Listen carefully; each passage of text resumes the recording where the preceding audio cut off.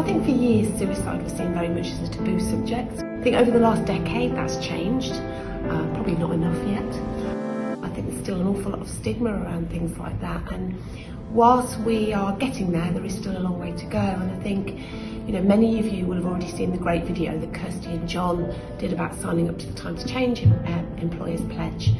But that isn't just a tick box exercise. It's really important that people understand what that means to us as an organisation. And it is a commitment from us around how we will support the well-being and mental health of all of the people that work at Salutem. All of our colleagues, everybody. Over the next 12 months, you're going to see some great initiatives that Wendy and Kirsty are driving out around campaigns to increase awareness, support tools, places to go for information and support. That is really, really important to us as an organisation. I think the other thing is kind of the clues in our name. We are Salutem Care and Education, and that isn't just about that outward facing brand and what that says to the world outside, but actually it's about how we live those values. So for me, the care bit is our commitment to Time to Change. It's about how we care for the people around us.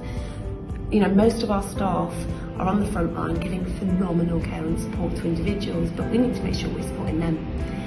I think the other piece as well is the education word, and that is around addressing things like stigma around suicide, about increasing awareness of mental health, and helping people feel empowered and equipped to enable them to support others. So I cared for my sister for over 20 years. She had very severe and quite complex mental health issues, drug and alcohol dependencies, had quite a chaotic life and a really difficult life. But she actually made multiple attempts to take her own life. And over the years, that had quite a profound impact, and I saw firsthand how the care and support 20 years ago was pretty dire, to be honest. I think it's changed now and there is more support in place for people, but still not enough.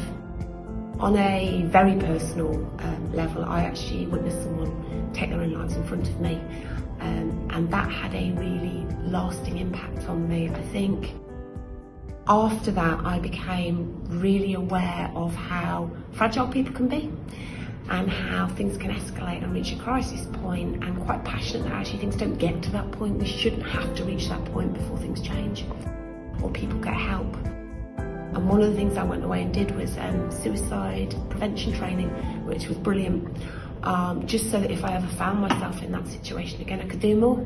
So my advice to anybody that is affected in any way by suicide is, I guess the best way I can put it is something my sister always used to do. She used to phone me up in the night and say, oh, I'm so sorry I'm phoning you, I'm taking up all your time. And I always used to say to her, you know, I would rather sit up all night and listen to you and just be here.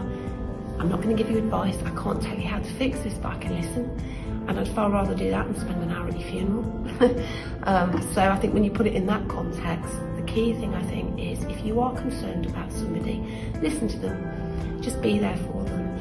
Nobody expects you to be able to stop an event or to be a mental health expert. That isn't what it's about. But I'm a big believer in gut feelings. You know, if you've got a colleague and you notice that their mood's a bit different, they seem distracted or they seem quiet or just not their usual self, just check in. It's about, are you okay? Do you want a coffee? How about we go and have a coffee and a chat? Just make sure they're doing all right. You know, one of the things we need to start doing is stop it escalating. And I think if we can have those really open and honest conversations before it gets to a crisis, then that's got to be a really good thing for everybody. If you find yourself in a situation where somebody needs immediate help, then my advice would be to stay with that individual. Seek professional help. So call the emergency services if you are in any doubt at all or are worried. Stay with the individual. Make sure you try and keep them safe until the support arrives.